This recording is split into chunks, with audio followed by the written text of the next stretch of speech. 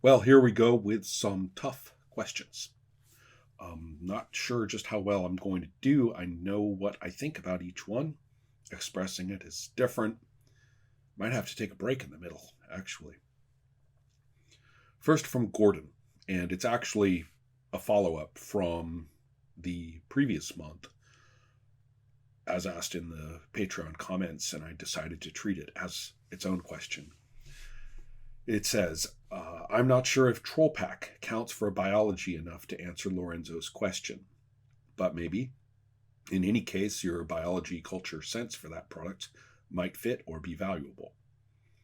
Let's review. Lorenzo asked me about, if not specifically bestiaries, but any kind of presentation of foes, entities, creatures that really works for helping a person understand how to play these creatures or to be inspired to do so in their own way is also how I read it.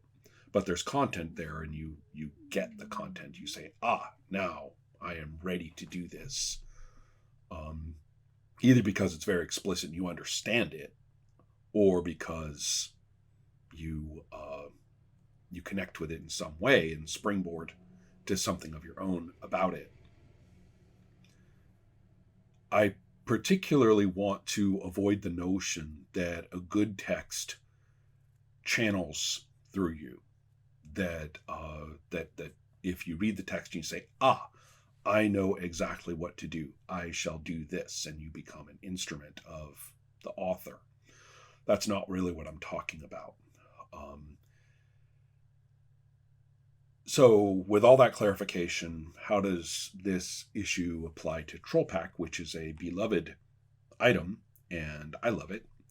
And I have to admit, however, to some ambiguity. For those of you who don't know, Troll Pack is, if not the first, but very much its own unique take on, here is all about this adversarial being, or this creatures whom we have always seen in play as adversarial. Prior to Troll Pack, trolls were night raiding monstrous humanoids with various unpredictable or strange types. Some of them regenerate, some of them burst into flames, some of them, well, they do all sorts of things. They've got all sorts of darkness magic, and they eat everybody.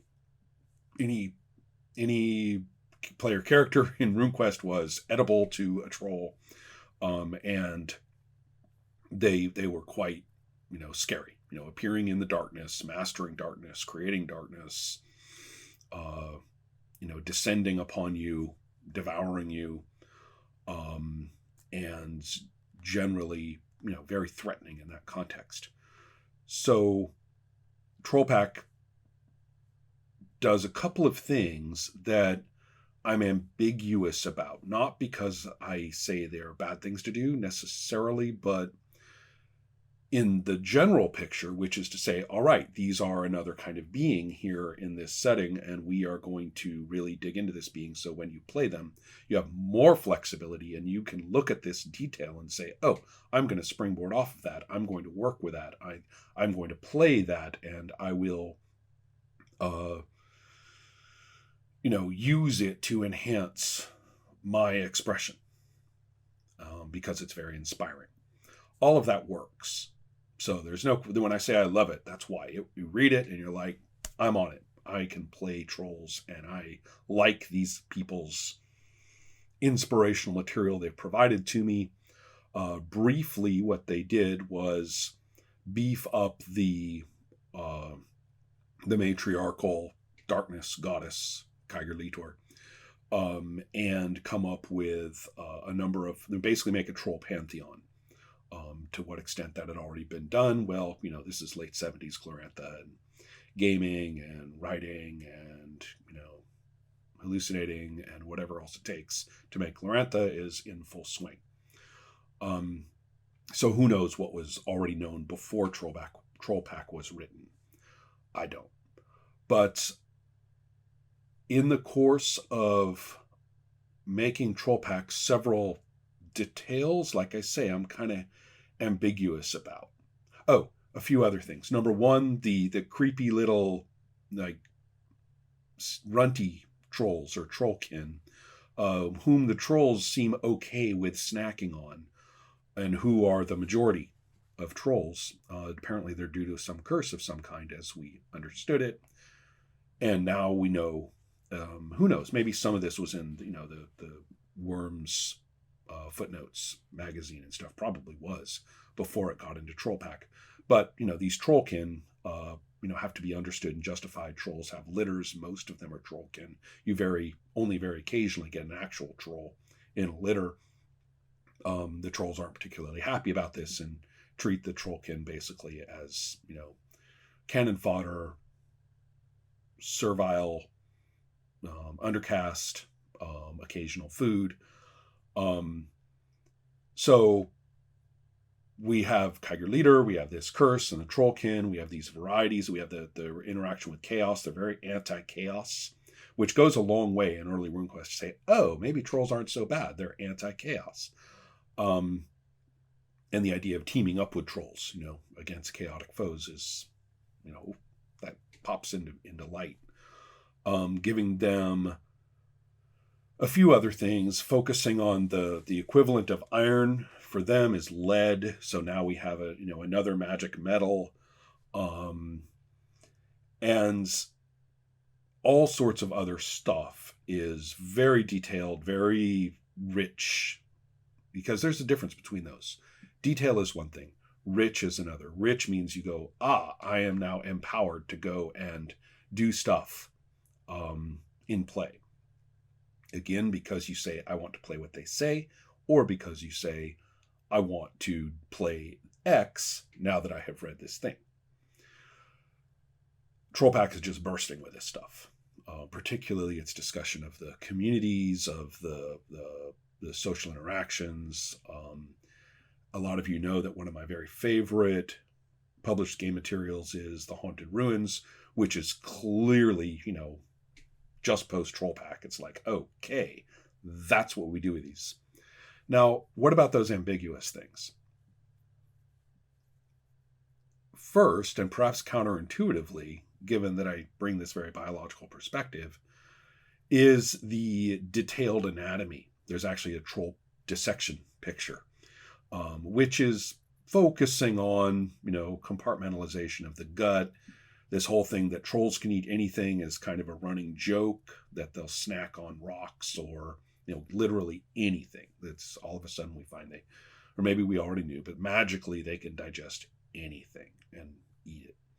So we get this dissection to show basically, that their gut is compartmentalized, and apparently there's something magic there.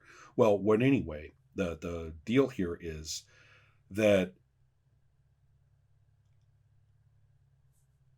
I'm bordering on a fallacy of saying, if you bring in the science, then the fantasy is destroyed. Okay, that's a fallacy.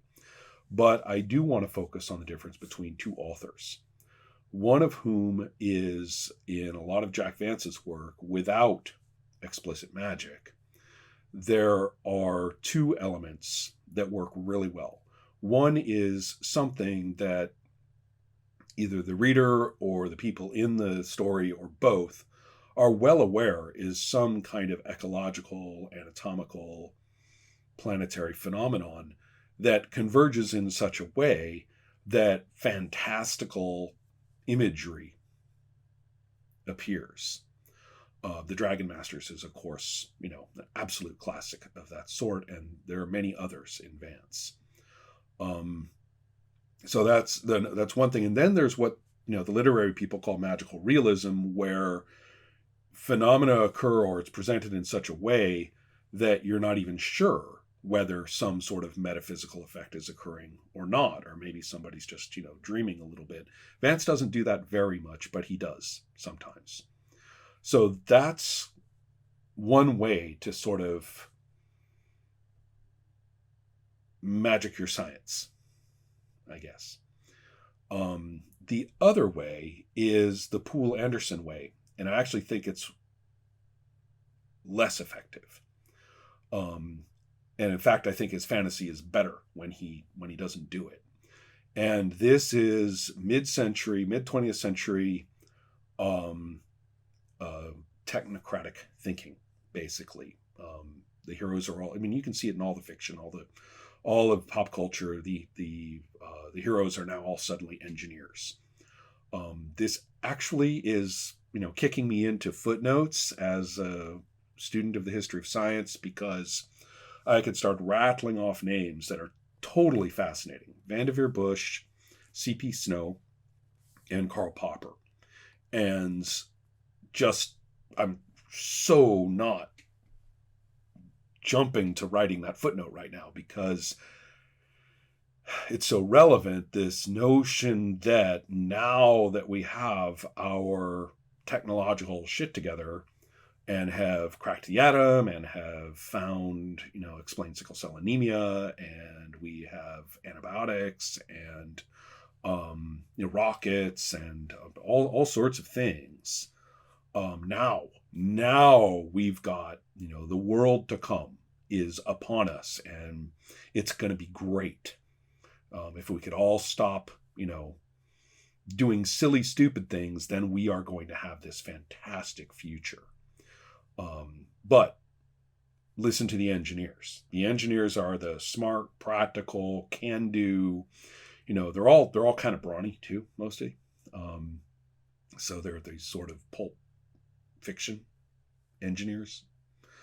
And a lot of Anderson's protagonists from that time, the 50s and the 60s, are like that. And Three Hearts and Three Lions is an excellent example. The Broken Sword is not an example. I like The Broken Sword. Three Hearts and Three Lions is beautifully written, all the rest of it, great adventure, great characterizations. I find it falls flat. Again, I don't think I explained it. The whole thing here is that the engineer is transported to a fantasy realm or whatever, and sees the flying dragon and goes, so, how does the cube square ratio permit that thing to fly? And thinks about it and either leaves it as a question, implying that it could be answered, or that, or answering it, because he comes up with all sorts of things about why these creatures burst into flame into sunlight, or why these creatures can breathe fire, or how this magical thing is really just warping dimensions. And it's all very explanatory, and the engineer is always stroking his chin through the story going, look at that. Now there are some things that they can't explain, which sort of adds in the question, oh shit, maybe it is magic, the woman changing into a swan, stuff like that. But still, it's got this, and in Anderson I find a little more tolerable, because there is kind of this limit to where the logic goes, but it's really far down the road. Another book that comes to mind about this is Glory Road by Robert Heinlein, which succeeds in being the least fantastic fantasy I think I know. So if you do this, again, I don't want to go into thing with, you put in the science and then the fantasy is exploded. It sounds like I'm saying that. I think I'm saying that in Troll Pack, the explicitness of it is what I think removes the fantasy. Maybe if you just said, oh, they've got a magic cow gut, they can digest anything, maybe I'd be good. Something about the explicit quality of the dissection, let alone the dissection of a humanoid, is kind of appalling on its own. But whatever. The art is beautiful, but it is also not Louisa's art. The original art in RuneQuest it's signed Louise. Her name's Louisa. I love it. I just love it. It's shadowy. It's passionate. It's pushing the limits of what the artist was able to do. When you look at the early supplemental material, and she's got pictures of elves, pictures of the trolls, and all the rest of it. Oh, I love that. And some of that's preserved in the modern RuneQuest. The trouble is that they changed the trolls in Troll Pack facially. Her depiction has more humanoid faces, which actually works for me. The depictions in Troll Pack give them faces like boars. Now, what this has to do with that weird ass situation with Dave Sutherland giving orcs literal pig heads, I don't know. It does seem somehow like related, like it has to be related, but I don't know. The boar heads became instantly absolutely iconic for Gloranthan trolls, and everybody knows that trolls have these long tusked snouts. I don't know. They look like Cerebus the Aardvark to me, and they also, they but how is that bad? I mean, I'm always going for cartoony, right? When it comes to Glorantha, I'm always pushing for sort of the underground comic, slightly warped. What the fuck, come on, we got Howard the Ducks running around. I mean, how hard is this? I'm always pushing for that, but it's decartooned in Troll Pack. It's the art is a very, very clinical scientific illustration practically, and throughout. And so you have the stippling for the shadowing, you got the line work. I mean, it's gorgeous, but again, if we're going to go kooky in the imagery, then the clarity of the art and the dissection concepts and the careful, description of all of the components in this drug ale and stuff like that, it locks it down for me. I would be channeling the authorship and the imagery rather than us generating it out of inspiration. I look at Louisa's art of the trolls and I'm inspired. I want to do it. I look at these and I feel like it's been done. I'm ambiguous. It is a gorgeous piece of work. It's incredibly ambitious. It's so rich in lots of great ways. But it's a great example of why I was wondering, why didn't I mention Troll Pack last month? And I'm looking at it and I'm going, I think I know why I didn't. Because I don't springboard off it. When I played with trolls in Glorantha, I gravitated toward two things. I gravitated toward the Haunted Ruins, and I gravitated toward mention made of a tribe of trolls somewhere in Dragon Pass that is somewhat ambiguous in terms of whether they're all humans who have undergone the ritual of rebirth and become trolls or not. And I liked that. There's some really interesting stuff about that, sort of deeper in the lore in Troll Pack and elsewhere, where we discover, strange transformations. And Glorantha just beckons, and I almost started talking about Arcat. And when that happens, it's kind of like the tipping point in any Glorantha discussion. Anybody brings up Arcat, and then the conversation after that is over there. All right, didn't go there this time. With any luck, I've made some sense about this and how Troll Pack is both yes and no for me.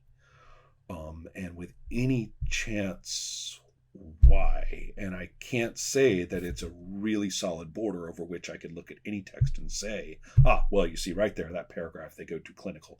Or, there, right there, they become lazy, and the magic is blithery. I didn't talk about that much, but that sure happens too.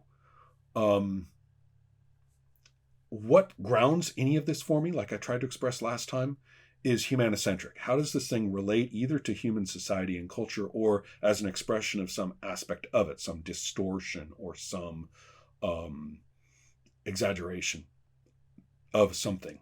But it has to be something you know. Either you're looking at this creature and the contrast is so striking, but it's a contrast against something you know so that you understand that it's a contrast. Or that, this is how it has an impact, on human. We don't understand a thing about it, but this is how it has an impact in some way on a human community. Again, that reference point is the critical thing for me, regardless of many other variables. But that one variable I mentioned, and why Trollpack kind of throws me on finding that or feeling it, I hope I've been able to articulate it.